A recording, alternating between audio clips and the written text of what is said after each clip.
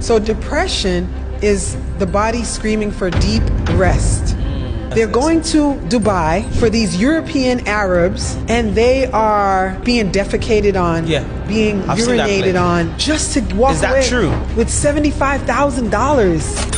Wow. Shadow power. And it's basically people who gain power through darkness. So they manipulate, they coerce. A lot of pastors are doing this. Really? Pastors? Absolutely. Manipulating people to believe that the only way they're going to know and get close to God is through them. You know, sometimes we don't have soulmates, we have wound mates. One person is a victim, the other person is the rescuer. I'm so glad you're in my life now. I was living such a horrible life before this.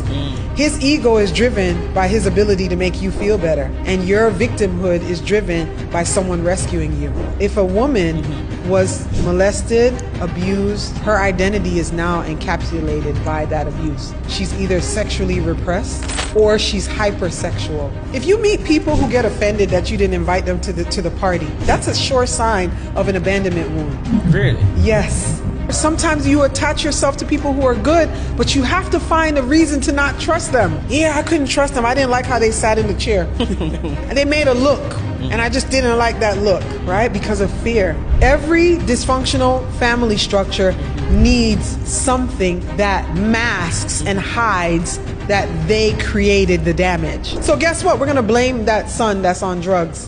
I learned that I was a recovering codependent who needed to be needed, and the only way that I saw my worth was in how people used me.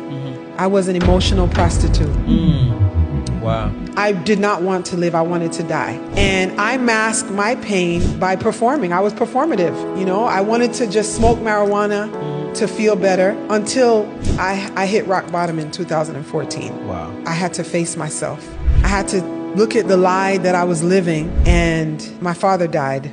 I thought that I was never gonna come up out of this rubble.